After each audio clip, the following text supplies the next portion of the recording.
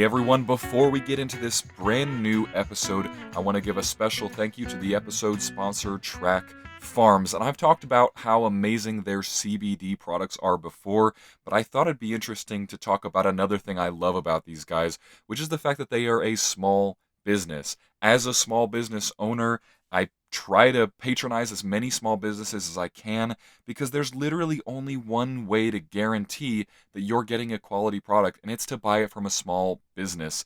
The barrier for entry for all of these hemp products and CBD products that are just popping up all over the market, it can be really expensive, and so you get such a mix of either giant companies who are selling you low grade product, or you get total fake companies who are selling you terrible product. Either way, literally there's only one way to make sure you're getting good CBD product, and that's to actually buy from a small business who cares. And that's one thing I love about Track Farms. So if you have not checked out their tinctures and pre-rolls and all the great stuff these guys sell, make sure to go check them out. It is track-farms.com/strangers, and that'll prompt you to get your special code. If you enter strangers at discount, you will get 15% off your entire CBD product order. Make sure you try these out. They are well worth it. Again, it's track-farms.com/strangers, and use the code strangers at checkout.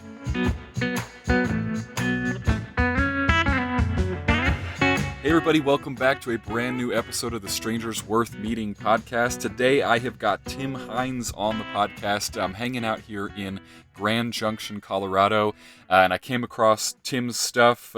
He's a van builder and a motocross dude, and a lot of interesting things that we get to get into, so I'm really looking forward to it. Tim, welcome to the show. Thanks for being here.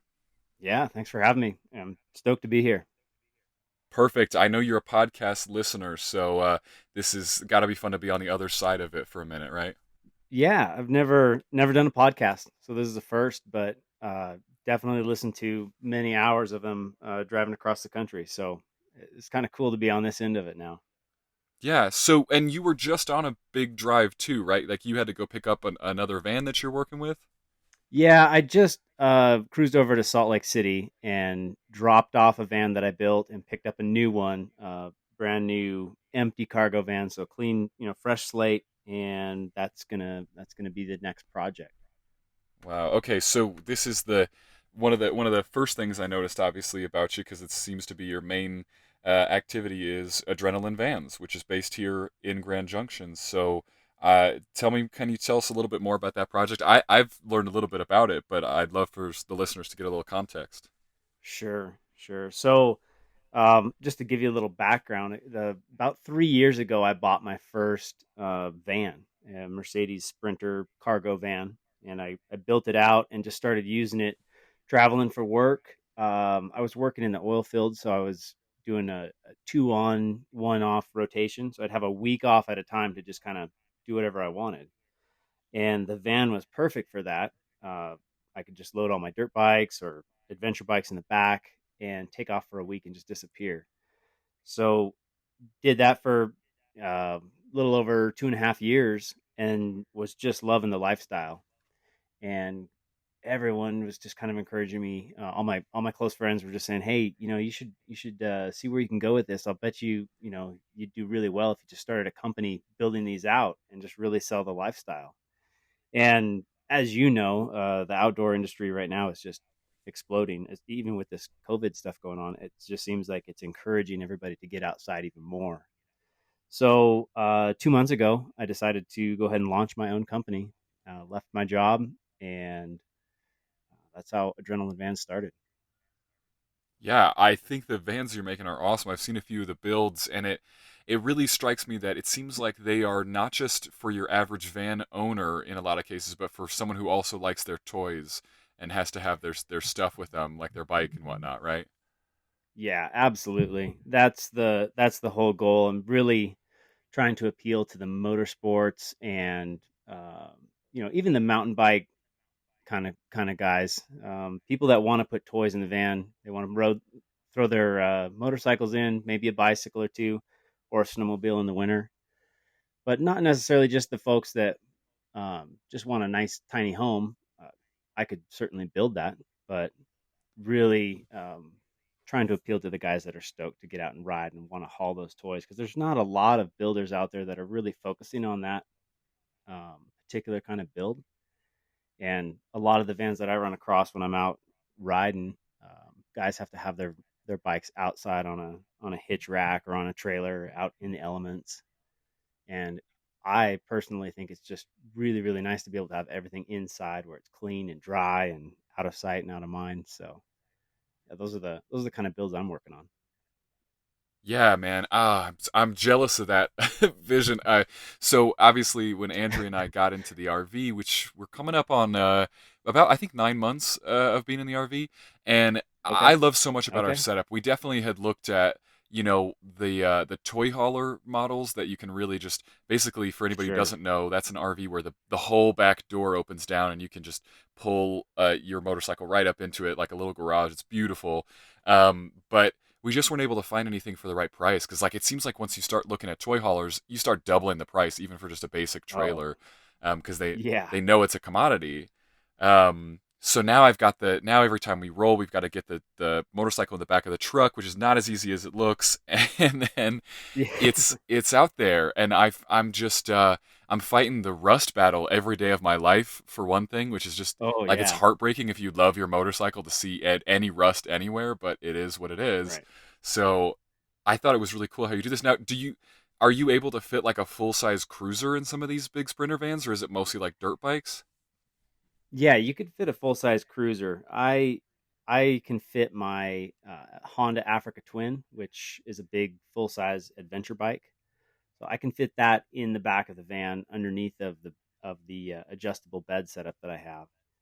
And um, I think it's quite a bit taller probably than your cruiser would be. So uh, you can't, you probably couldn't fit two or three of them in the van like you can dirt bikes, but you could certainly fit one and just keep it out of the elements. And so when you get to where you're going, and if you're traveling in the wintertime trying to get out of the mountains and say maybe head down to Arizona and go ride in the sunshine, the last thing you want to do is drag your bike on a trailer through the mountains, through all the passes, and cover it in the de-icer and stuff. And then you finally get to Arizona, and okay, crap, now I have to detail my bike and get all the road grime off. Yeah, exactly. I definitely feel that. It's been an adjustment. Like I very much miss having a covered parking spot for my motorcycle so bad, because it was uh, so much easier, man. I could work on it. It was great. But we make it work however we can. that's right. So That's right. your background in sort of doing adventure things, I have to imagine some of that comes from your time in the Navy. Would I be right in thinking that?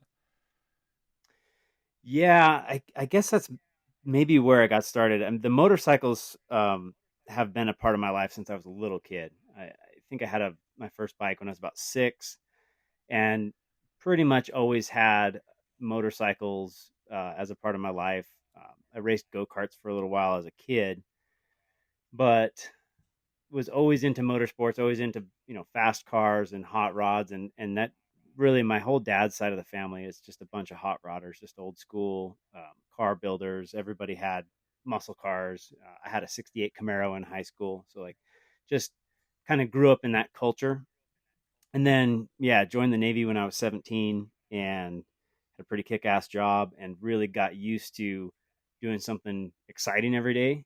And so when I got out of the military and kind of just went back to normal life, I just felt like something was missing. I'm like, I need a mission and I need something to be stoked about and keep me excited and stimulated all the time. So I think, yeah, that's probably where the drive for a lot of this comes from, is just needing that constant sense of excitement and adventure.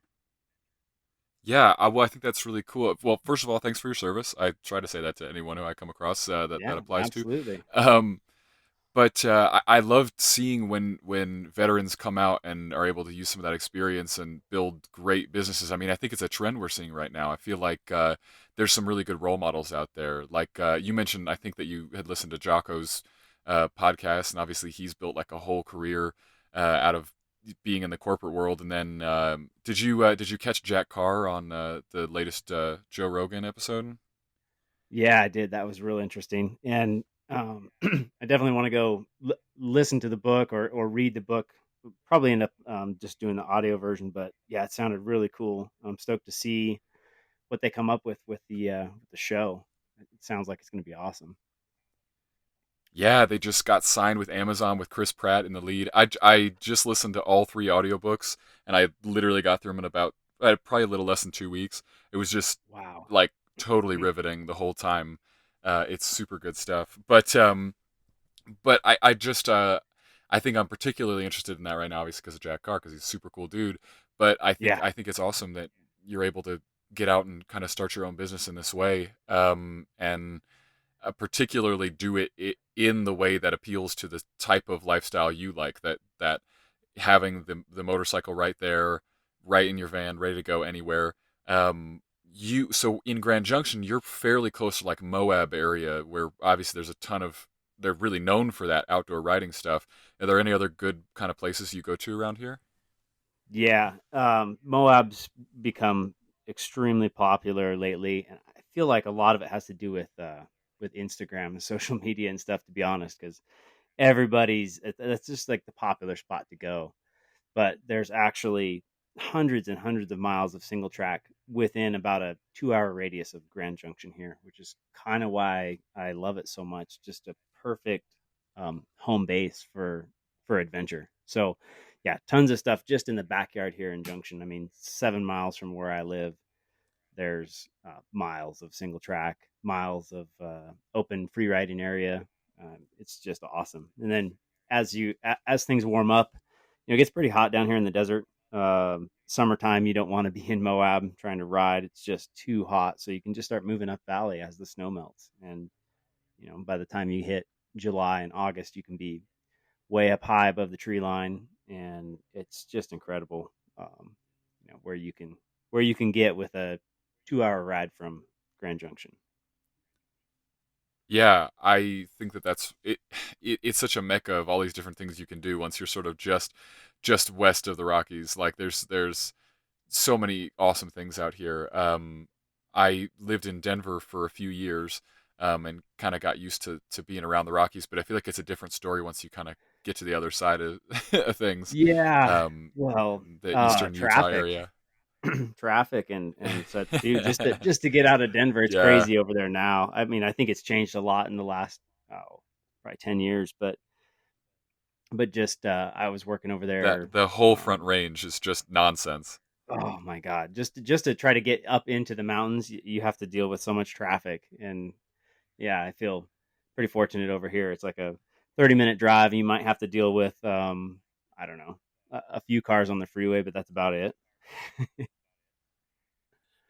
Yeah, it's like it's almost like it's still undiscovered. It feels like it's like everybody doesn't realize that there's just as much cool stuff on the other side of the Rockies, this other Front Range.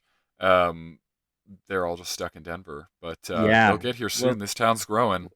now you're putting it out here on the podcast, so you got to edit this part out. We're telling Yeah, everyone how awesome it is here. I'm probably gonna affect the mass I'm exodus gonna of get. I'm gonna Denverites start coming getting out here. hate. I'm gonna start getting hate mail from all my local buddies. Dude, quit spoiling all the writing.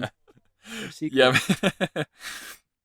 So I can't actually say I've ever been on a dirt bike. Well, that's not true. I used a dirt bike when I was getting my Class M, as part of my rider safety course. But I've never Okay. actually been out on a trail on a dirt bike or an ADV bike or anything like that. Is that like sort of more your bread and butter? Is that kind of the background you came from? I started as a little kid on dirt bikes, just riding in the pasture at my grandpa's farm, um, just riding local trails around the area that I grew up.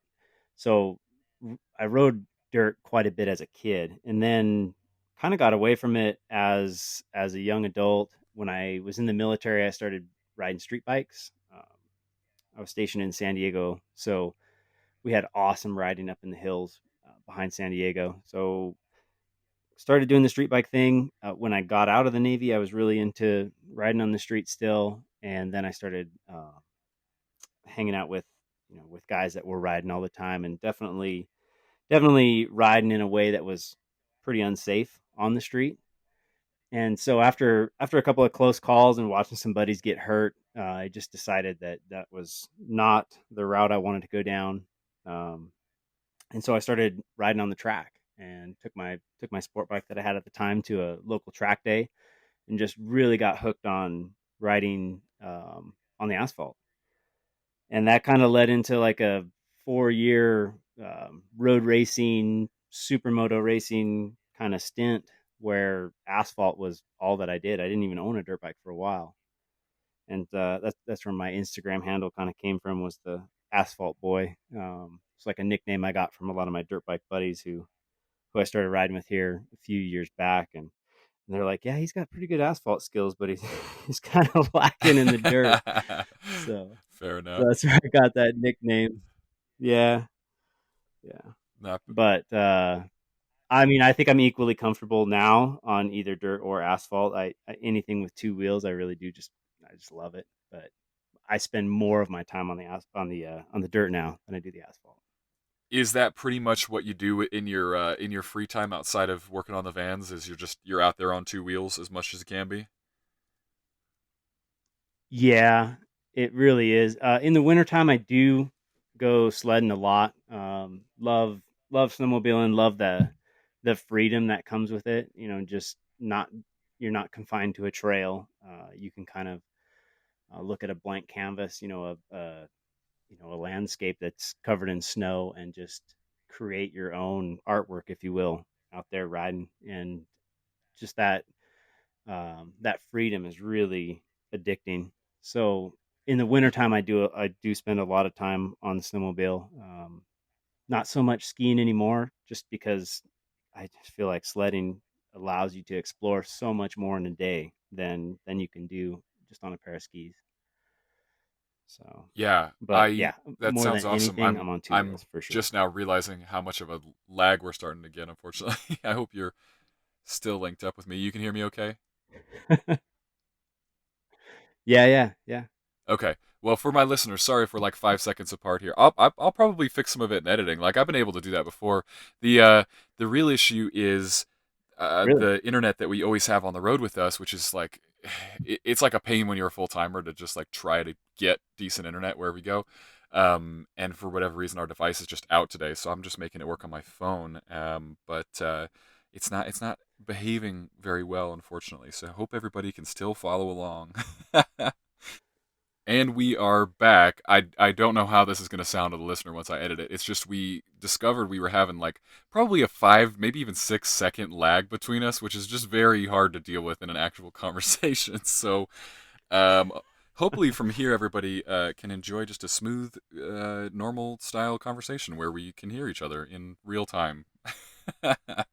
See, yet another reason to not move over here. The internet's terrible, so Yeah, don't do it. definitely Stay in stay in the Denver. front range and don't come out here. And Yeah, yeah, just you can come be tourists out here. That's all good. Come buy a van or two, but otherwise just stay in the front right.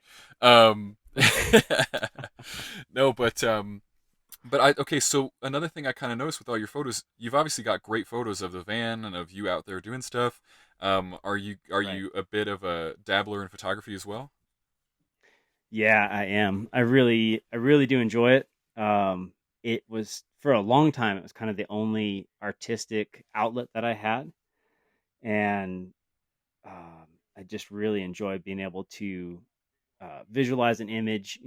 Go out, set up, get the shot, and then come back and edit it. In post, and really be able to evoke an emotion by looking at an image. And you can just change how you can change what that emotion is with your post processing. And I really enjoy that process. So yeah, that's just a fun kind of it's kind of my way to relax. I'll edit photos at night and just kind of unwind, and yeah, really dig it. It's it's hard not to when you're out in such awesome places and you've got a motorcycle. Like it's really tempting to just always be taking photos. I actually have to like stop and slow down and be like, okay, you know what? Maybe just ride for a little bit instead of just like taking more and more photos. But I'm also lucky I've got Andrea who will just be my photographer in a lot of cases because she wants to, and so I get to just like try to look cool, and she then takes all the photos I need, Right. which that works out pretty well for me too. That's awesome. Um, That's what awesome. do you mostly shoot on? It's a Canon. I'm shooting with the EOS R now. I was on a DSLR last year, and I ended up breaking it. Um, Fell off my motorcycle and landed on the camera. So Oh, ouch. always always get the insurance plan. It's worth it. So I replaced it, and I picked up the EOS R, and it took a little while to get used to that, but I am enjoying the mirrorless package now. It's just a little smaller, so it's a little less bulky to be carrying around on a bike. You have to either have it on a backpack or in a tank bag or something. And so just having a little bit smaller platform is nice. Do you ever do any things with a GoPro, like on your helmet or anything like that? I've got a couple of GoPros and I almost never use them, and I need to. I should, but it's just one more thing, that requires a bunch of time, to process the video, and I guess I don't enjoy that as much as I do photos. So I just haven't really dedicated a lot of bandwidth to working on video. But yeah, people ask me that all the time. Yeah, And I too, I feel like the video never really does it justice. yes. You could be riding something gnarly, and you would look at the footage afterwards, and you're going, "Oh, well, that's not Yeah. that bad." It's like just doesn't look as Yeah, cool. it doesn't quite capture it all. I've got a setup on my helmet, and I generally just try to avoid it as much as I can because it just gets like heavy on my neck. Like it really, I feel like people Right, don't necessarily understand the difference between just having just a couple extra ounces like hanging off your chin of your helmet as you're riding for like long stretches of right. time. It gets pretty obnoxious. Like even just wearing a helmet itself, which I'm a helmet guy, I've always got it on, is like I'll come Right. back after maybe an hour 2 hour ride, and my neck will be sore for like 2 3 days. Like it's an intense thing Yeah. to strap on something that heavy on your head, but like I'm also not trying to die. I just rather Yeah. live. No.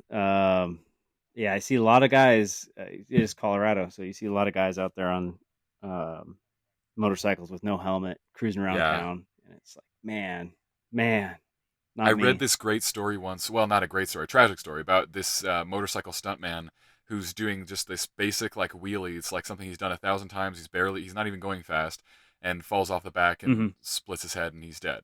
And like in front of all of his friends and Right. family, and it was just a casual thing.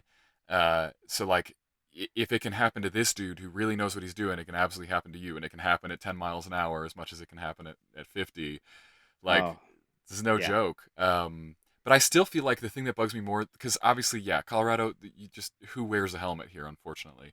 Um, but the thing that bugs me more is when I see people in like shorts and flip flops and stuff. Like, I feel like Yeah. honestly, I've been in a couple spills. My parents don't need to know any more details than that, but Right. because they just worry. But the thing that I've experienced is that it's not often like your head that's an issue. It's like your body's rubbing against the ground. Like mostly you're just gonna kind of slide off. Um, and if you don't have any like if you don't have jeans on and you don't have like a leather jacket on, like your skin's gonna do all that work for you. And that's just creepy to me. Like I feel like if I always say like if you offered me the choice between take my helmet with me or take my jacket and I have to pick one, I'm gonna pick the jacket like Mm, 100% of the time. Like no man, question. that's a tough one. That's a tough one. I prefer to just wear it all if I Yeah, could all the yeah. time. Yeah, but ATGATT, right? oh, right. Yeah, yeah. At least a helmet for sure. I don't know. I just think of all the crashes I've had over the years, and some of the concussions I've had.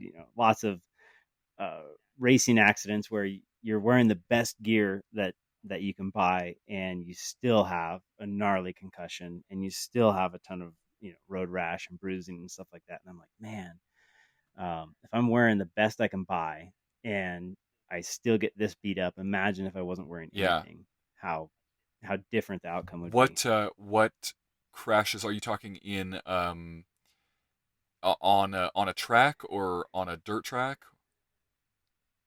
Yeah, both. Road racing is kind of a little bit of a different crash, typically than off road riding, because you're wearing full leathers and a helmet. So usually those kind of crashes involve sliding across the asphalt at a high rate of speed, and then maybe tumbling, um, hitting your head if you're tumbling hard.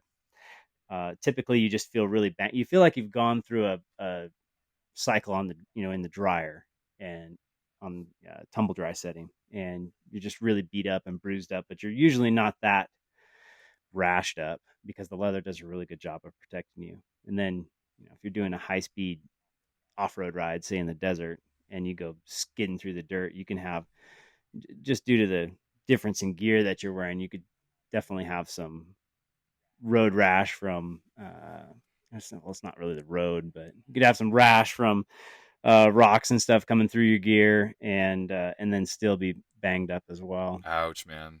That sounds nasty. I'll keep it. I'm such a leisurely rider. Like when people rocket by me on the street up in those mountain passes, I'm like, all right, man, Right. I'll see you down there. Like I'm gonna See do ya. 45 and See ya. just enjoy the hell out of the scenery. Well, you're probably seeing way more of the country than those guys. That That's is for sure. true. That is true. What would be like a top speed you've hit on a track? I think Portland International Raceway is probably the highest top speed of a track for me, and you're somewhere in the high Ooh, 160s yeah. ish there. Yeah. Whoa. My Uh, in Utah, actually, that track as well, it's got a really long straightaway. The altitude kind of robs you of some power, but that one's still in the 160s also not that I would on know a. this for any reason, but my bike does top out around 110, and it's a Okay, pretty it's and again, not that I would know this, but it's a pretty sketchy right. feeling at that level on just a cruiser. Like I've got so much drag, and it's just like you just kind of wonder when the Yeah. handlebars are going to rip out of your hands as they start kind of wiggling a little bit. Uh, As you get the death Yeah, wobble exactly. going. The death wobble. Oh man, I Yeah. think that's one of the things. Like I could sit around all day and just watch YouTube videos of motorcycle crashes. I think anybody who rides a motorcycle just can because you can just like Oh, feel it for whatever reason. Um, those yeah. like first person GoPro, you can just like see what happens when the handlebars go. Um, and but then it's like the thing I try not to think about when I'm actually riding. Like I try not to think about all the weird shit that happens. Like your chain Right. just falls Right. off and all of a sudden you're skidding. Like yeah, it's it can be a messy hobby. Yeah. I mean, yeah. But I think that that little bit of a adrenaline rush that you get, or that little bit of your heart rate just kind of bumps up a little bit when something, when you slide a little bit, or you're in your case, you go through a corner a little faster than you thought you should be. That's kind of why you enjoy it. You like that little bit of a Yeah, rush. yeah. Well, adrenaline's a big thing for you. Obviously, you named your company after it. So Right. where does that come from? Well, the name for the company, you Well, mean? just yeah, the concept that adrenaline is so big for you that that would merit being the name of the company too. Okay. Okay. Well, so to find a name for a company these days that isn't taken up already is what really hard. And so I was trying to come up with a good name that sort of fit my vision for the company, what I was trying to sell, and what I was trying to build.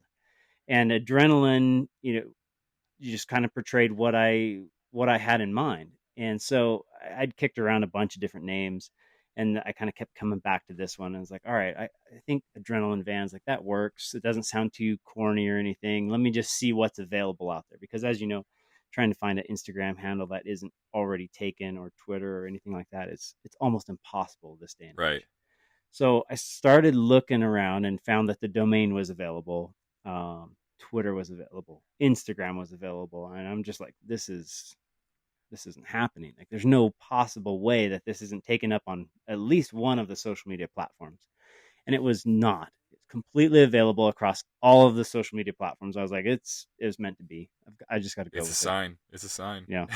Yeah, no weird underscores, or extra numbers or anything like that. Like, just adrenaline vans. It's super easy. I couldn't believe I it. like it. So tell me kind of how a remodel works for you. You said you just picked up you dropped off a finished product there and then picked up a new one. So what's the deal with the new one? Are you just getting started with that? So the new one, yep, it's a brand new 2019, and it's just a cargo van. So it's got all the bells and whistles in the cab. It's super comfy. It's got the touch screen, all the modern conveniences that the new Sprinters come with, but the back is just empty.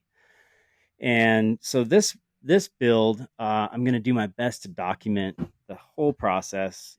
Try to do a lot of video. Do maybe like a daily vlog kind of format where I talk about what I did that day or what I'm going to do. Do some time lapse videos of all the different processes.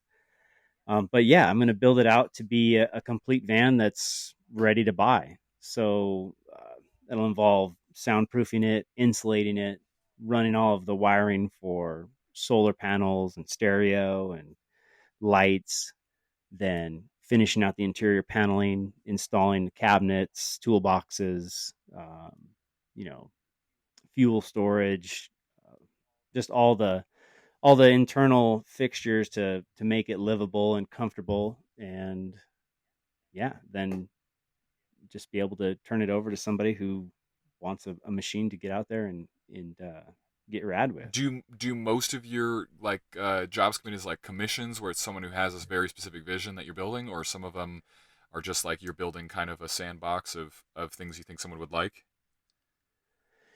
Well, the way, and I haven't done a ton of builds for customers yet because I just got the company started here recently. But the way that I'm trying to go with moving forward is ideally the customer will have their own van and bring it to me, and I'll build it out for them with the options that we have available. In this case, I went ahead and just made the initial investment to get a van and build it from scratch so that I could document it all and kind of have that to share with potential customers. And it's just it's fun for people that want to follow along with a build, and that's for family and stuff like that wants to watch. It's kind of cool; they can be a part of it. But um, so I've got a business partner that is helping me with a lot of the engineering and design work, and together we've been working on a lot of modular interior components that are removable, easily removable from the van, and yet can still be permanently attached. So we can swap cabinets in and out. You can arrange your living quarters to be more plush or less plush depending on what you want to do. You can just have a lot of flexibility with your finished product. And so, with all of the modular components that we have, um, we'll be able to appeal to a lot of different end users, and yet still have something that's standardized, that is repeatable, that we can quickly and easily replicate build after build. So, instead of doing complete one-off, engineering a van from the get-go for a customer, we have a standard that we can go with and a lot of different options, and yet it allows us to be able to get vans turned around in a reasonable amount of time. How did you get the knowledge base for this? I feel like there's two kind of pieces of knowledge that go into remodeling vans, which is just number one, you have to have like a decent knowledge of vehicles. Like you have to know how to mess with vehicles and customize them. And then the other one is you have to get an idea of vehicles people live in, and so you're kind of creating like living spaces. But where did you get that Right. all that technical knowledge, like dealing with the electrics and even automotive components? Like where does that all come from? Well, growing up with my dad's side of the family being a bunch of hot rodders and stuff, like just working on cars, wiring old cars for modern electrical systems. That was something that we did regularly. All the uh, body work and paneling repair and stuff like that you do on a restoration. That was all very familiar to me, and so working on a car was kind of second nature. And then with the van, when I bought my first van 3 years ago, um, it was just okay. Well, let's see how let me look at this. What do I want to do with it, and then how am I going to build it uh, to meet my needs. And so that was kind of a fun project. In fact, my dad helped me out with it as well. We did the initial build out, and then from there it was just kind of a learning process as I spent time in the van. I lived in that van pretty much full time for about 2 years, and over the course of that time, I was able to really, see a lot of the things in that initial build that I did that I would want to change in a future build, and things that would make it more comfortable and better, things that I really liked. And so, yeah, and of course, when you're passionate about something and you're involved in it, you're living in it, you're looking up videos on YouTube, you're talking to your buddies, you're meeting other van people, and so you just kind of amass this database of ideas and knowledge to build from. So really, I think that 2 years of living in the van helped me a lot determine what was important to me as a motorsports user that also wanted to live in a small space and be able to take all of his toys with him. Yeah, exactly. Do you still live in the van now, or do you have a place here in Grand Junction? No, I live in an RV actually in Grand Junction, so still kind of mobile, but not full time van life. No, um, but definitely still a small It's space. yeah, I've the van life thing has gotten so big, and obviously when Andrea and I looked at our options of what we Mhm. wanted to do getting on the road, we talked about how the van would look, and there were some things for us Mhm. about being full time that felt like the van was not going to work for. Like it felt like, particularly like just with our company, we have to get to our clients quite often, and we're like usually traveling across the country from client to client. Um, and I Sure. felt like if I took my home to every client, then I'd have to give a home tour to every one of my clients. And just frankly, that's a line I don't think anybody wants to cross over. Like, Oh you man. know? Yeah. Well, and the van thing, like you said, it's so popular, Yeah, but it's so hard. It's hard to go to a gas station anywhere, and when you if you pull up and there's another van there, you can almost bet money that they're gonna come over and be like, "Hey, let me check out your build. You want to right. see mine?" Like it's just, it's it's kind of funny. Yeah, people are always in your home and checking out your space, Right. and yeah, I mean, you wouldn't do that at just walking through a I neighborhood, right? agree. Just go knock on a door. Hey, can I Can I check out just your see your house? house? But yeah, can I? but but for whatever reason, it seems to be okay with Yeah, vans. yeah, So it's there you quite go. popular, and I mean that's the one, and the others like real old Airstreams or old school buses and things like that, and Right, we right, we kind of opted for the option that was just going to get us on the road as quickly as possible. So a lot of people I feel like started out with a long remodel process. We were like, let's get this lifestyle started. So we just kind of went for the thing that, it's like hook up to the truck and let's get going, let's get on the road, and I definitely right. have not regretted that.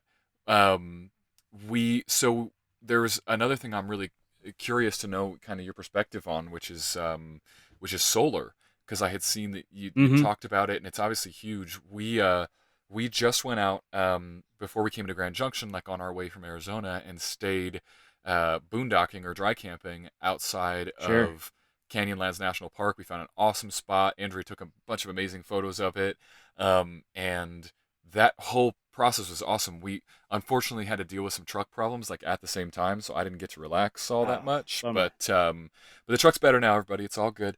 But the part I really enjoyed is that obviously the place we had parked, and if you can find the right places, Right. there were no one for like miles. We just had this whole place to ourselves. Like in the morning, you could just go out and like sit on these rocks overlooking Canyonlands National Park, basically.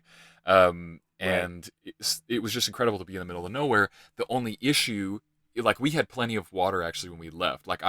We had been doing our math on how much water will we use, all that stuff. We've been real careful about the power, but even after a few days, those Hmm. batteries do start to drain, even if I kind of trickle charge them from the truck a little bit each day. Sure. And so solar really appeals to me right now. I feel like it's at that point where I don't know. I've always felt like the longer I held out, the better that technology would become and the cheaper it would become.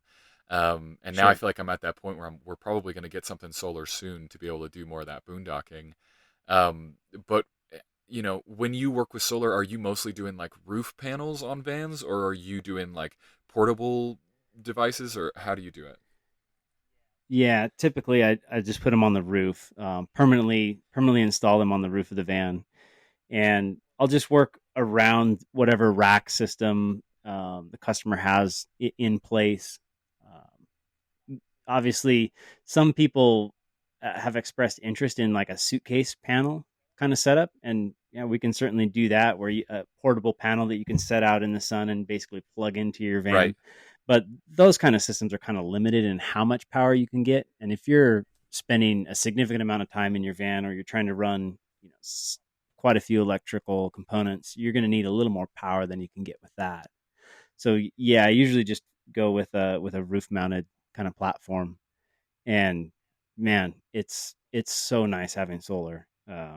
Just it's silent and free power. I mean, there's an initial investment they're not cheap, but it's so worth it. And it's really, when you think about the initial cost, it's not much more than buying a generator, and you don't have to put gas in it every day, Right. and you don't have to listen to the noise and drag it around and change the oil and all that. It's just quiet, free energy, and I'm a big fan. I'm a believer now. Yeah. Are you using like RV Marine batteries, or are you doing like the new lithium batteries?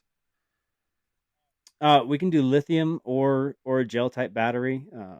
I really like a lot of Renogy Solar's products, and they have a hybrid gel battery that's really awesome. So I've been using those a lot in recent builds, and um, the advantage with lithium is that they're lighter, so you can save a lot of weight with lithium.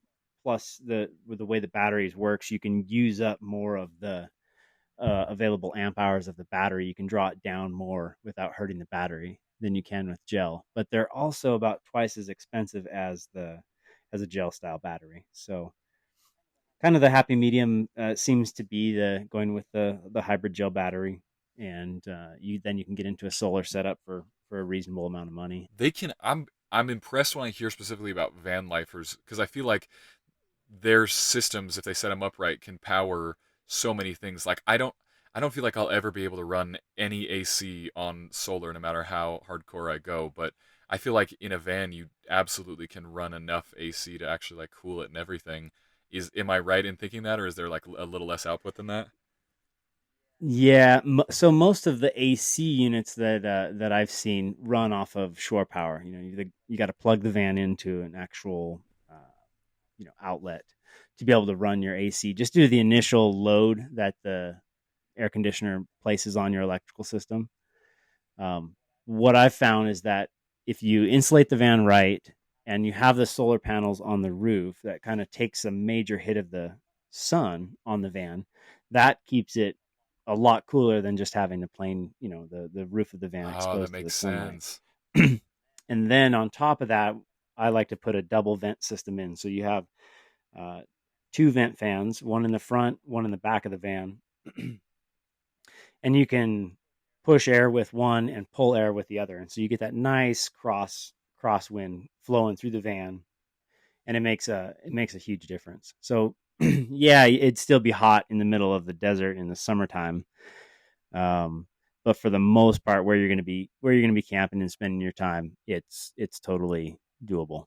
Yeah, I hadn't even thought about just the idea of the solar panels also providing you with shade, like taking all that heat on those panels instead of directing it right into your rig. That's Yeah. pretty impressive. What can a typical van hold then? Like I saw some pictures where it looks like you've definitely got a bed up in there and a couple other things. Do you have Hmm. like kitchens and refrigerators and all that in build too? Yeah. So the idea is that for most builds, if you're going to go with a 170 wheelbase, that's the longer of the wheelbase for the Sprinter vans. The the ideal build would be able to hold three motorcycles plus your living arrangements. Now you'll have to take a motorcycle out to kind of use the living quarters space, but you'd be able to go down the road with three motorcycles secured inside with all your gear. Um, and you could either do that, or you could use the space to hold a snowmobile and your gear. In a short van, we have a bed system that's easily adjustable, so you can move it up and down super easily. And when you're going down the road, you pull the bed all the way up to the ceiling of the van, and then you can put two motorcycles in the back side by side. But then, of course, to sleep, you'll have to take the motorcycles out and lower the bed down.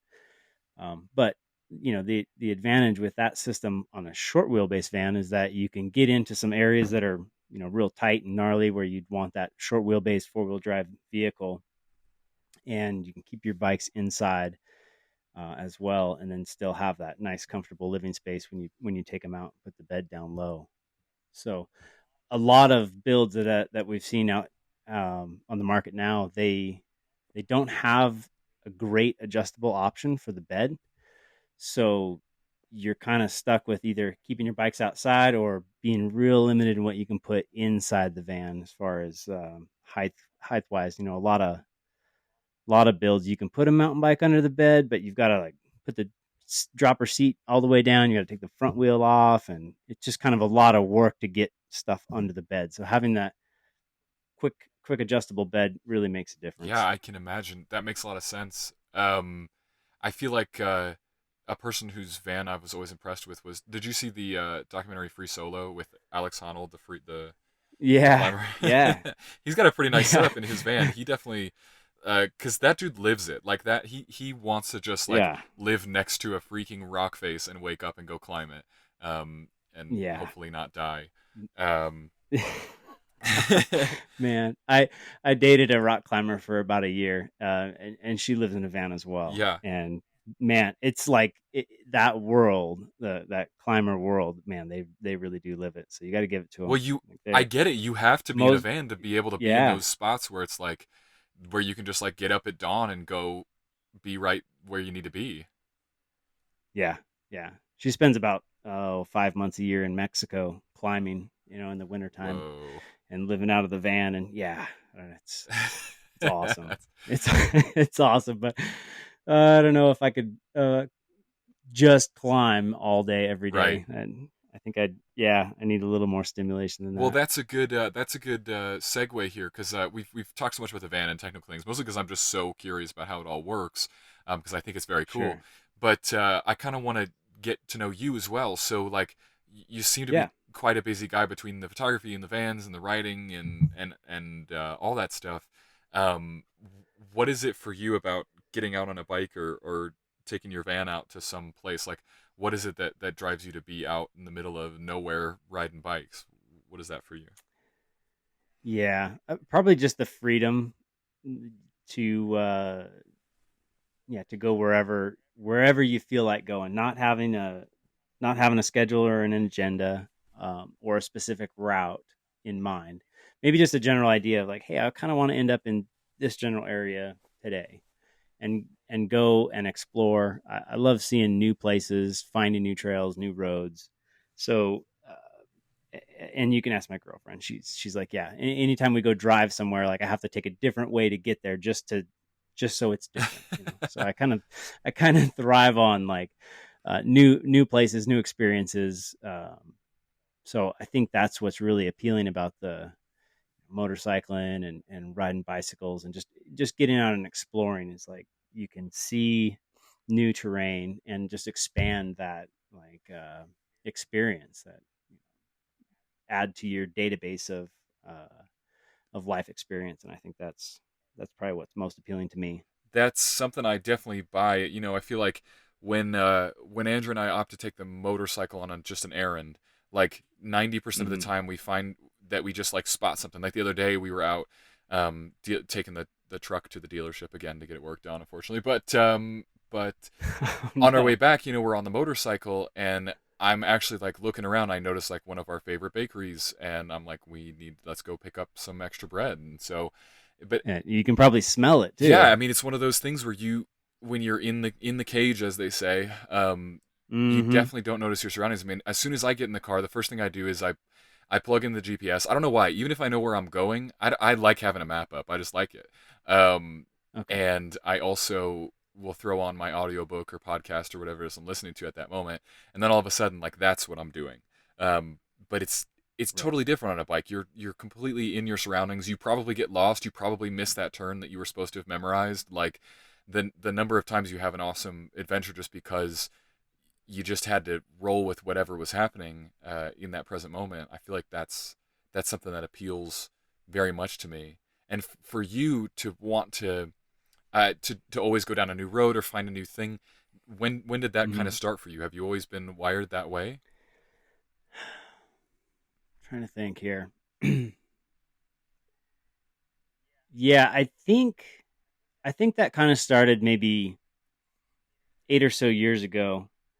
I've always enjoyed exploring and seeing new places, but when I first started working in the oil and gas industry in 2011, I had to travel a lot for work, and I was working all over the Rocky Mountain area. So spending some time in North Dakota, Wyoming, Colorado, Utah, and at the time I was living in Washington when I first started. So I would road trip back and forth to work, and road trip, to and from work to the racetrack when I was racing motorcycles. And so I think that's where I really kind of got hooked on the whole, kind of romantic idea of American roads and like just seeing the country. And I love it. It's just kind of this, it's kind of like a Zen state, if you will, when you're on a long, say a 12-hour drive, cruising across America. You can, yeah, listen to music, listen to podcasts, or just silence and just kind of think and reflect. And for me, it's definitely a time to like reflect. And I get a lot of productive thinking done when I'm driving. It's funny. I'll be riding with my girlfriend Jackie, and we'll be driving along, and I'm just kind of in the zone, just thinking. And some time will go by, and then pretty soon she'll be like, "Hey, is everything all right? Are you what? Yeah, I'm fine. What do you mean?" And she's like, "You're a really quiet driver." Yeah. Like, well, I don't know. I just kind of got lost in my thoughts. So Yeah, it's hypnotic in a way. Um, yeah, I think most people. It's funny to me. I don't know what most people's experience of driving is. I imagine like the average person takes an occasional road trip for a vacation or various things like that, but it's not a regular in their life. And like the most they're gonna do is drive to and from work, or to and from an errand or the next town over or whatever it is. But yeah, even back in the day when I was sort of living a more conventional lifestyle, if you will, the most I would I would avoid, a 2 or 3 hour drive. I'd be like, I don't want to go drive that far. But right, now it's almost second nature. Like a normal day. I think a light day for us would be like if we're gonna go to a place that's like 8 hours away. It's like that's pretty yeah, calm and casual actually. You start getting yeah, over that and you yeah, get a little like when you show up and your yeah, legs are kind of noodly and you're a little bit it's a little bit too much right, driving. Um, right. but I don't know how. That's funny. You Yeah, you get it. You get it because yeah. I mean, once you kind of set the bar, at like that 8-12 hours, it's not really that big of a deal, right? To get right, somewhere, that really opens up like a whole new world of opportunity right. for spending time with friends or family. And so, yeah, I've driven from Greeley, Colorado, up to Aspen, which is like five and a half Yeah, something hours, like five that. hours or so. Yeah, just to have beers with some buddies. So, like, um, and there was certainly a time in my life where I, driving 30 minutes into town was like, man, I don't know if I really want to spend 30 minutes to drive all the way into town and have dinner or something. But Right. now it's just, yeah, no Your question. standards change. You just get used to a different Yeah.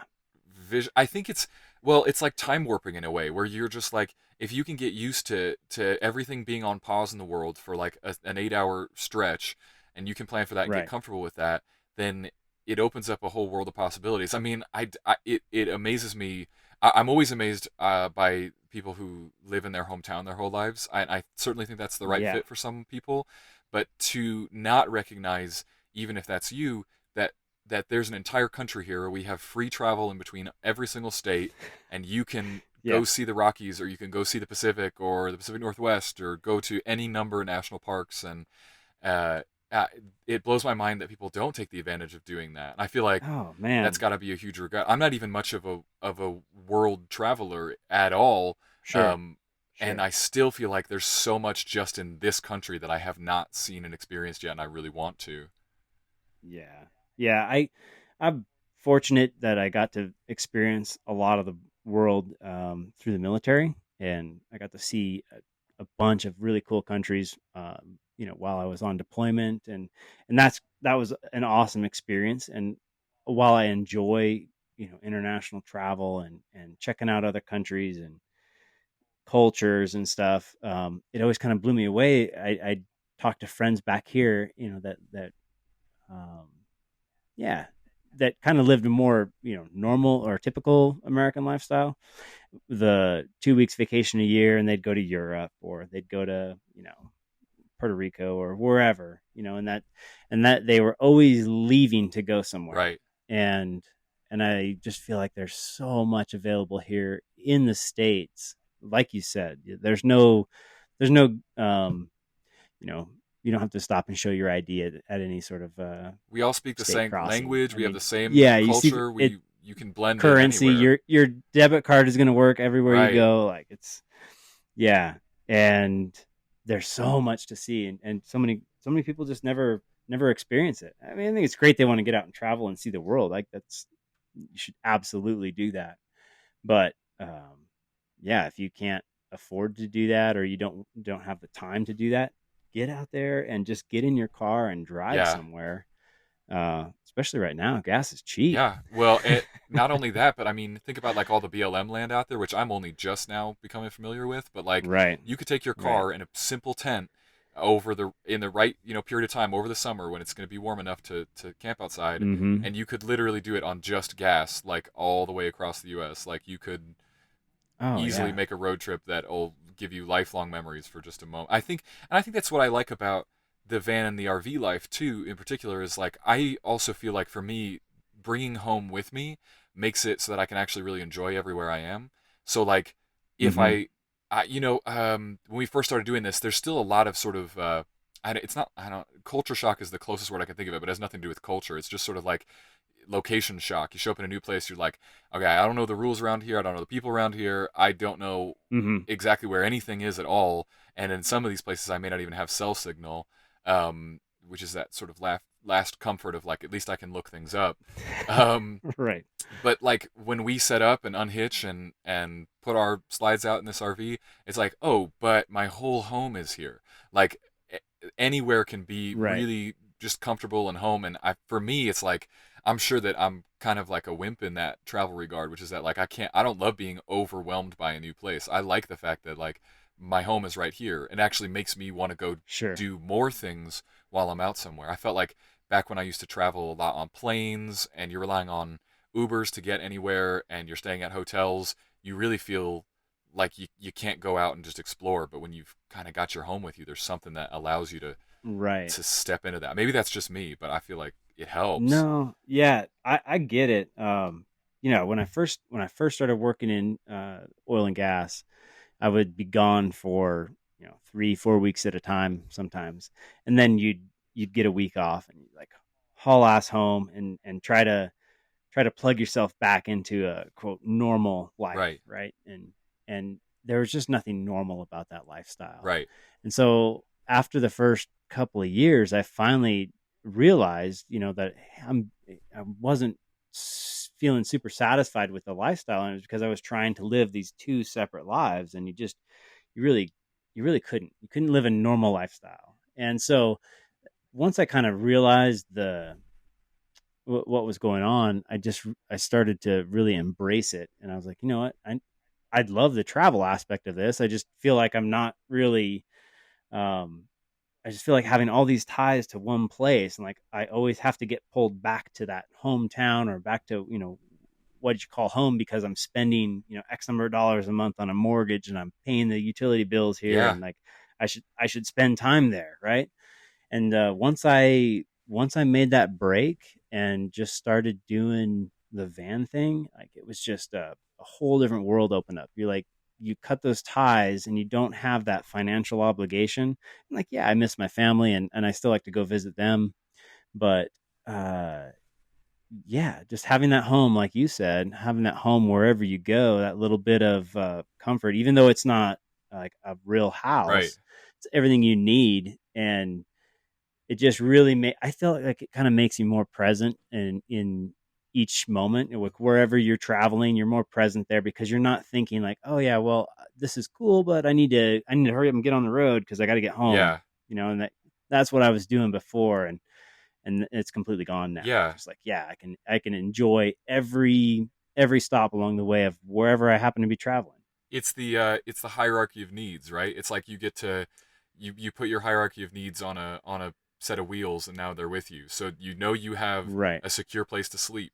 You know you have food with you. You know you have water. So all of a sudden, you know all those things are taken care of. Where when you're Hmm. traveling between hotels or without a car or off a plane, you a lot of those things you're in the mud answering those questions instead of being able Yeah.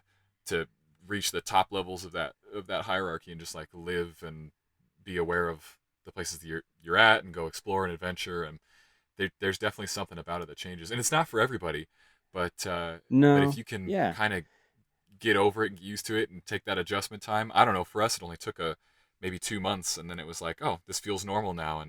And now the fun part really starts to kick in too. Right.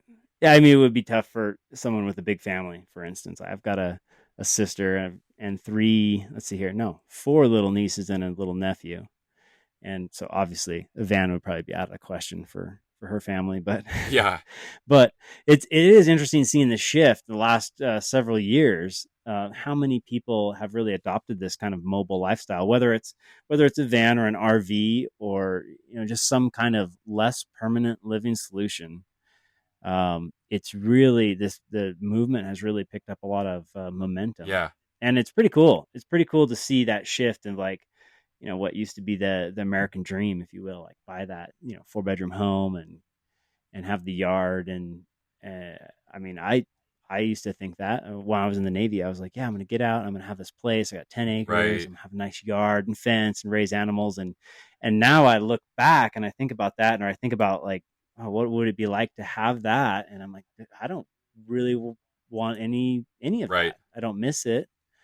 Um, because now, like, my front yard is wherever I drive the van and wherever I want it to be, and it can change. Right. And for me, yeah, that's how I prefer to experience life. Yeah. To each their own, but I'm with you. I think I, there's nothing like it. There's nothing like being able to just be wherever it is you want to be, and just Yeah, to travel constantly. I think it's really cool, and I think that that's what I keep going back to, is just such an opportunity. The fact that we live in this country where there's so much land and so many different things, so many interesting things, and all of these, and there aren't as many barriers as if you're even going to be traveling through Europe, you've been trying to live for a while, sure. where Oh you got to yeah, change your currency, and it's all connected here, and that's pretty cool. yeah. Um, It'll be interesting to see how things kind of play out here. I mean, with this whole pandemic that we've been yeah, experiencing, we now have more a larger percentage of the country working remotely right, than we ever have, and I feel like that is just going to kind of play into the whole mobile lifestyle. I think maybe, yeah, we'll see what happens, but maybe a lot of companies will start to realize that, hey, we can have more of our work done remotely and save on office space overhead.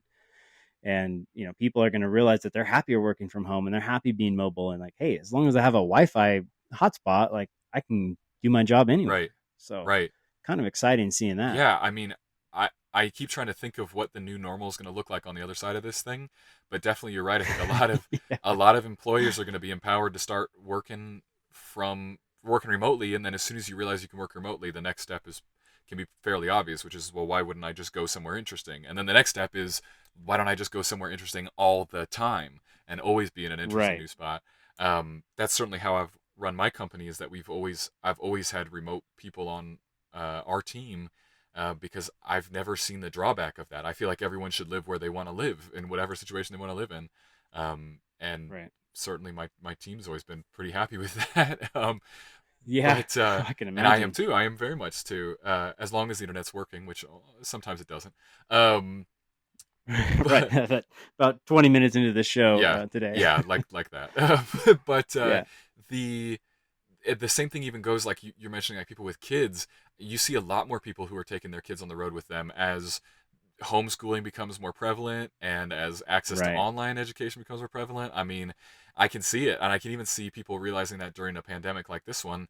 Like, if schools don't open back Hmm. up again in the fall, and you're like, it's going to be another either semester or year of your kid doing just online classes, or whatever, Right. that's pretty tempting to say, like, well, why did we need this house that was in the right school district if the school district isn't even open? you know? Yeah. Yeah. Oh, we're paying $300 a month more mortgage, just so we can have the good school in the neighborhood. Right. Yeah. Exactly. Exactly. Instead of Yeah. what if apparently we can just now be wherever we want to be.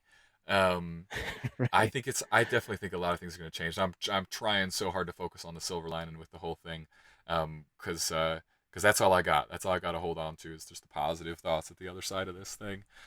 Right. Right. Yeah. My mom and I were talking about the whole homeschooling thing. A lot of people are upset or bummed out because we have to deal with the kids being around all the Yeah. time, and how are we going to do this? And I was homeschooled from second grade all the way through high school, Yeah. and so for us it was like, oh yeah, I mean that's the normal. Right. And so it was kind of funny Yeah. thinking about people experiencing that for the first time, maybe. Yeah, yeah. Hopefully it works out. Maybe the education will be better. I could Yeah, see it for maybe. a lot of people. For a lot of people, I think it's going to get worse. I think parents don't have the time. But Right. for some kids of with advantages, then they're going to have a lot more ability to advance quickly. It could be a good thing. Could be a good thing for some kids. And I think just a Totally. lifestyle of traveling, that's like if I could have had that as a kid, that'd have been pretty freaking cool just to be in different places all the time. Um, I feel like these kids who are growing up full time living, just man, their experience is gonna be so different than mine. This is all gonna Oh feel really yeah. normal to them. Um, it's interesting. Um, while I'm in Grand Junction, so to keep it really local, what Sure. should I not miss while I'm here? Because I've got another week here at the time of this recording. Another week. Okay. Well, are you into mountain biking at all? I don't have a mountain bike, I think is the only issue, but I've Okay. been running on some trails. I went over and did the Palisade Rim Trail here, which is Oh really yeah, close to that's a where we're great staying. hike. Yeah, Yep. I was uh I was running on it this morning because it's great. Like you can just sprint uphill that whole trail, which is pretty intense. But I looked down at one point and I realized that like half of my toe was in the wrong spot. So I've pretty Yeah. I've pretty well messed myself up. Yeah. I get cocky in my Uh, barefoot running sandals. I'm like I'm fine, and then a rock oh, goes. you're one of those guys. You're Oh, I'm running one of those around it with guys. your toes hanging Yeah, out. yeah, Okay. yeah. All Live right. life on the edge with my toes. Yeah. You could definitely hike Mount Garfield. That's a cool hike, Seems and there's a intense. big American flag up there. Yeah, there's some really steep spots, and there's a little bit of exposure as you get up. It's kind of a bit of a scramble near the top, but I mean, totally doable, totally safe. Yeah, And that's an awesome view. Um, I would go check out the monument. You've probably driven through the we're monument. gonna go on a ride Um, through there today. I think actually because we haven't been over there just yet. yeah, so that's super pretty, and it's a fun ride on a motorcycle, Yeah, especially if you're just kind of cruising two up and really taking in the sights. Definitely check that out, yeah, and then maybe go up over the mesa. Just wear a jacket or a extra sweatshirt or something. It's probably cold, but going up over the Grand Mesa is really pretty too. And I imagine there's still quite a bit of snow up there on the sides of the road.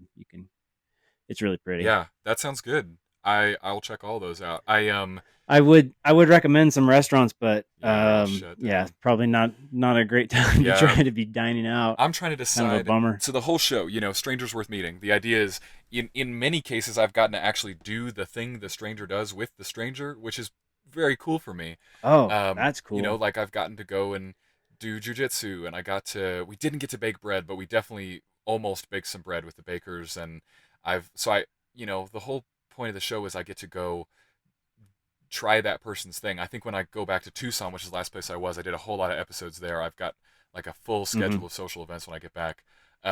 That all had to get canceled. I'm trying to decide if you and I could bust out some dirt bikes and go try some Oh, trails that'd out. be But awesome. someone's gonna give me flack for it. But I don't know. You and I should talk about it because you wear a helmet, right? I mean, Yeah. it's No, social it's totally distance. safe. Totally safe. We'll just We'll yeah, talk about it off the we'll air. We'll we'll stay see. 6 foot apart. Yeah, let's do it off the air. Uh, I've got plenty of extra motorcycles and gear, yeah, so someone's gonna anytime. Just someone's gonna accuse me of like wanting a haircut, being one of those people that's trying to get out of this thing too early. But I'll do it responsibly, people. mm, Come on, I've done the whole thing responsibly.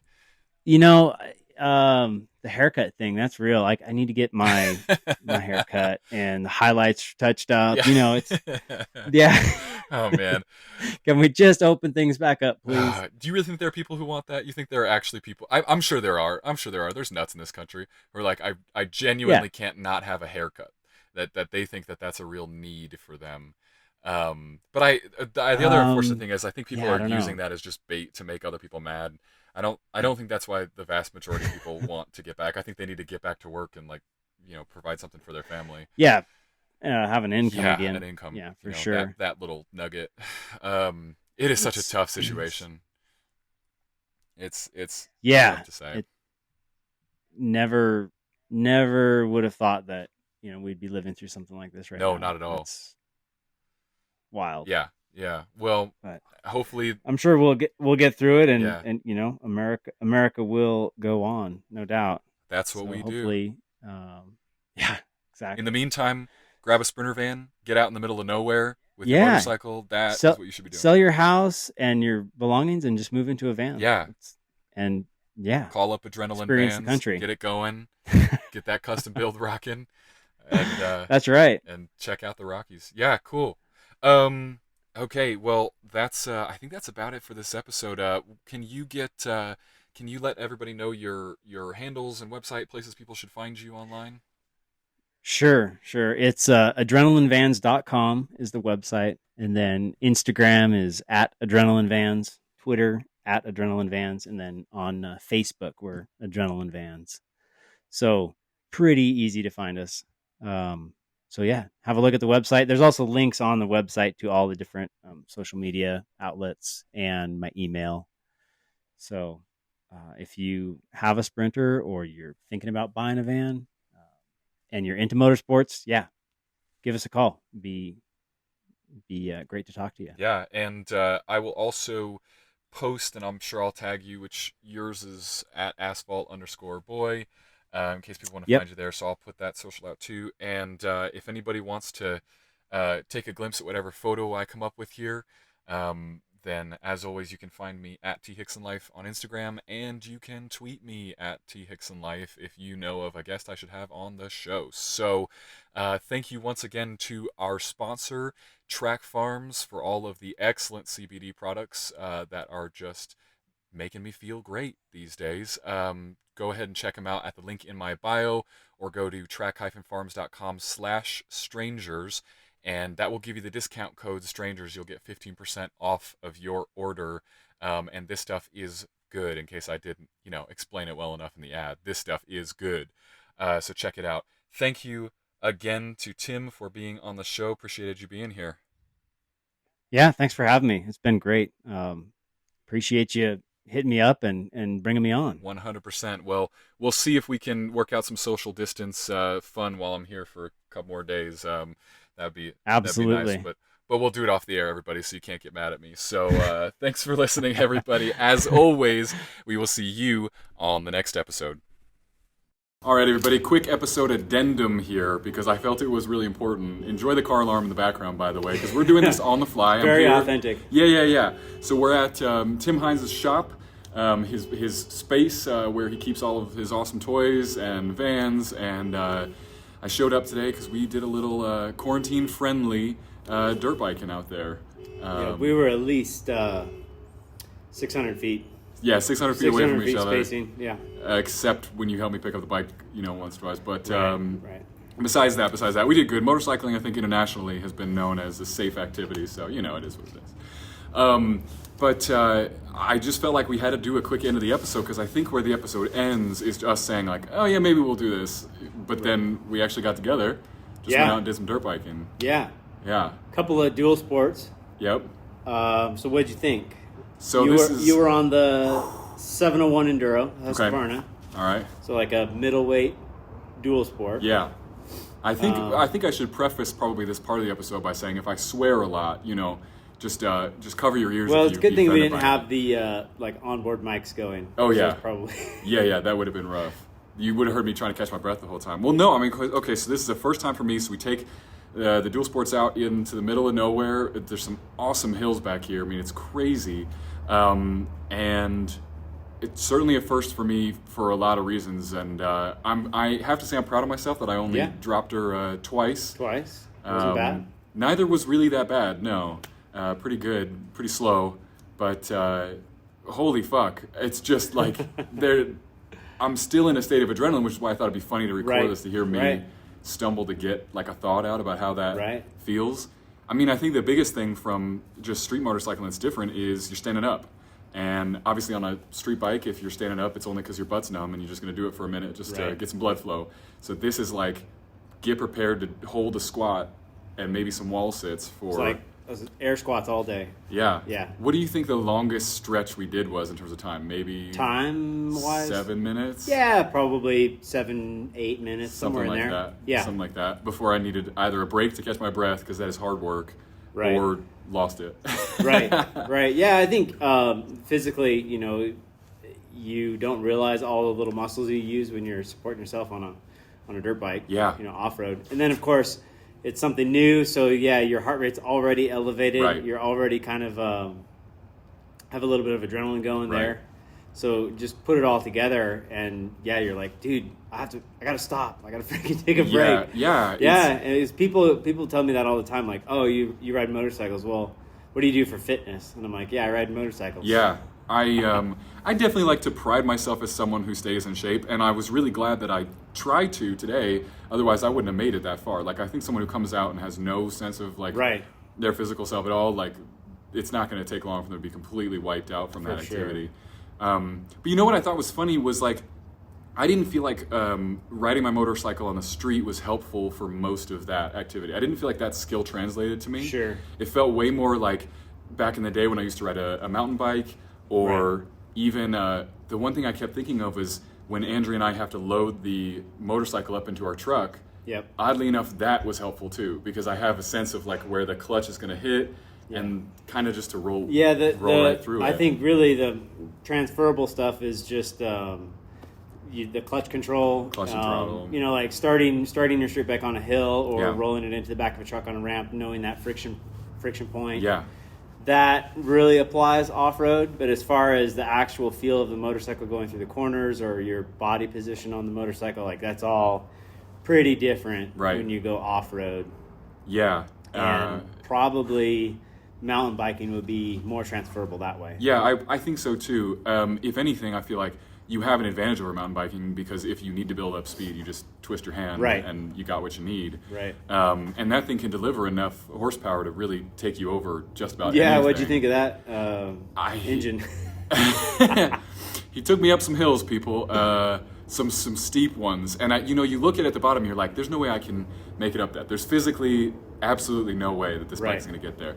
But you just kind of trust it, you lean forward, you don't let off that throttle. I mean, I think that's the biggest mindfuck of motorcycles in general, which is just sort of like roll through the obstacle. Like if something is intimidating you or the bike feels unsteady, it's a gyroscope. So you need to actually just go a little bit faster and you're going to be totally fine. Yeah, a lot of times when in doubt, throttle out really does apply. That's I kept trying to think of the phrase. The actual until it doesn't. But for the most part, especially first starting out, like speed is kind of your friend. It helps you roll over those obstacles, maintain your momentum going up the hills, and it makes things a little easier. Makes it easier to balance, and once you kind of get over that initial fear factor and just kind of roll with it, to a certain extent, speed does help make things easier. Yeah, well, I could definitely feel that, and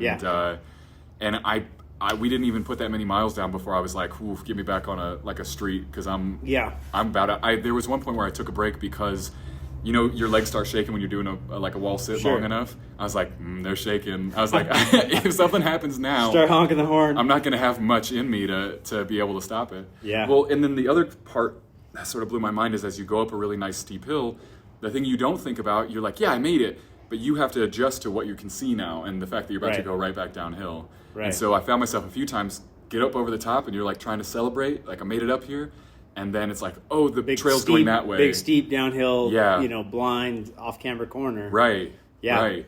And you can't really slow down in that moment either because you gotta keep that momentum. Man, that is totally a rush. I get the adrenaline thing now. So this would be something that you would do. You load up right in the van, you go out to your favorite spot. Right. How long could you sustain living just you and your motorcycle in one spot, just doing this with all your free time?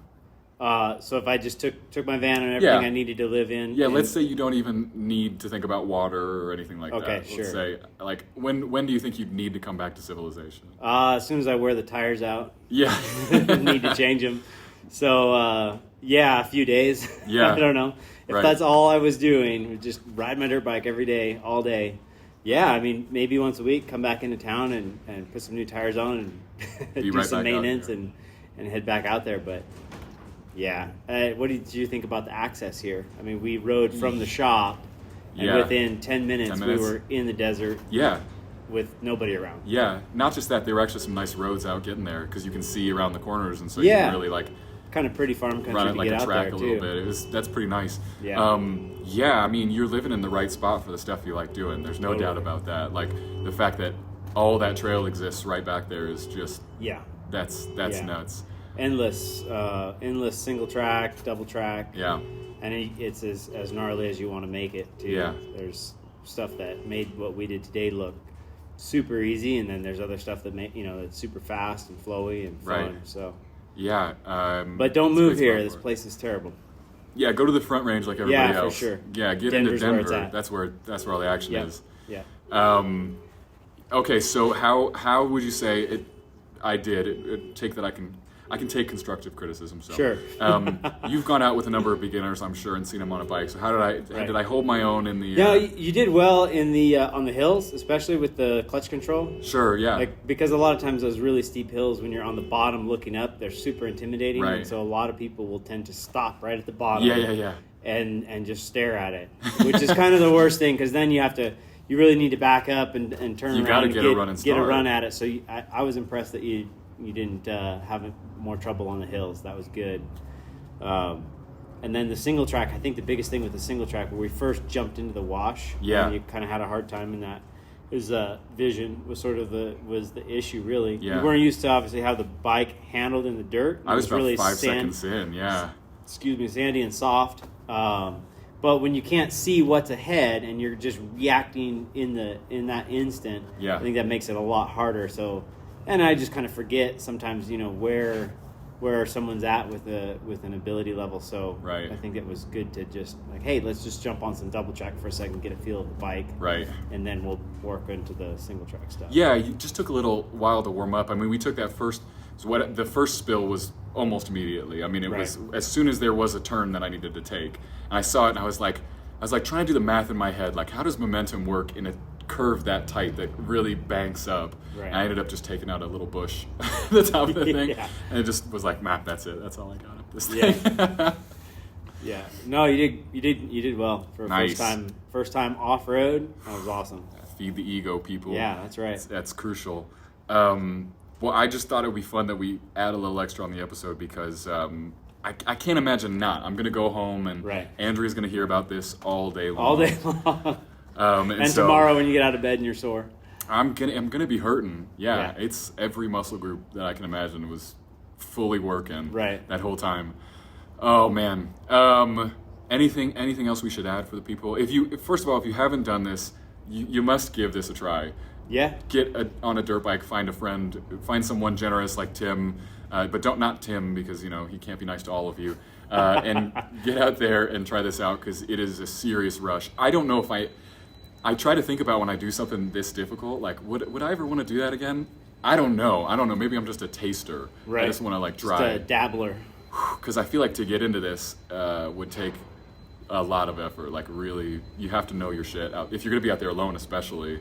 Oh yeah, you certainly need to prepare with some kind of emergency beacon and communication system and some gear and some serious preparedness. Yeah. But it's a great sport if you've got a buddy and you can go out with a buddy. Yeah. It's just awesome. You can't beat it. Absolutely. Where you can go on these motorcycles just is incredible. Yeah. And you can see so much in a day on two wheels than way more than you could in a month of hiking. Right. Yeah. You look at your average street cruiser or Harley or a Honda like mine. Right. And that can only get you so far in the world. You can do some really cool things on it, but I can't go off into the wilderness like that. And I imagine on those dirt bikes you could just you just go anywhere. Yeah, that's the beauty of the dual sport. Street legal. Right. You can do highway speeds comfortably, but yet they're super capable off road, and you can just get almost anywhere that a true dirt bike can get. I keep calling it a dirt bike. That's just my nomenclature. It's just an overgrown dirt bike, really. Yeah. But they're just incredible tools for exploration. Right. Absolutely. Right. So get out, have yourself an adventure, and get some adrenaline in you. And if you're looking for a van that's going to help you do that, this is the guy to call out here in Grand Junction.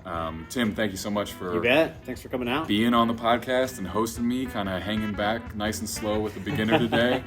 That's fun. Appreciate it. I appreciate it. We'll have to get together again sometime. And thank you again to all the listeners for listening. I'm sure I already did the episode wrap up, so maybe I'll just cut it off here and say we'll see you all on the next episode.